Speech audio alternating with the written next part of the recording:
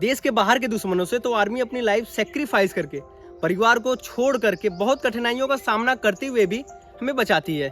पर सवाल यह है कि देश के अंदर जो उससे भी बड़े दुश्मन है, जैसे पॉल्यूशन, करप्शन, इन सबसे हमें कौन बचाए, जो देश को अंदर से दीमक की तरह खोखला कर रहे हैं। और जानते हैं एक ऐसा हाल है जैसे हम एक लकड़ी का रखवाली कर रहे हैं कि कोई उसे चुरा न ले, बट उस लकड़ी में दीमक पकड़ा हुआ है। हम इस बात से अनजान है या जानबूझ के उसको इग्नोर कर रहे हैं। तो हम उसको बाहरी दुश्मनों से बहुत अच्छी तरीके से रक्षा कर रहे हैं, बट उस दीमक पे ध्यान ही नहीं दे रहे हैं। तो कुछ समय बाद क्या होता है कि उस दीमक की वजह से लकड़ी पूरी तरीके से मिट्टी हो जाती है।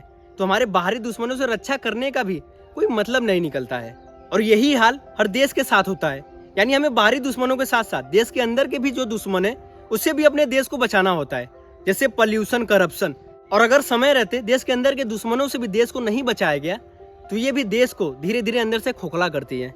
और आश्चर्य की बात है कि इससे सबसे ज्यादा नुकसान आम पब्लिक को होता है, लेकिन आम पब्लिक इस पे कोई इंटरेस्ट दिखाती ही नहीं है। और एक राज की बात बताएं, अगर इसका समाधान कर लिया जाता है तो इसका सबसे ज्यादा फायदा भी आम पब्लिक को ही होगा।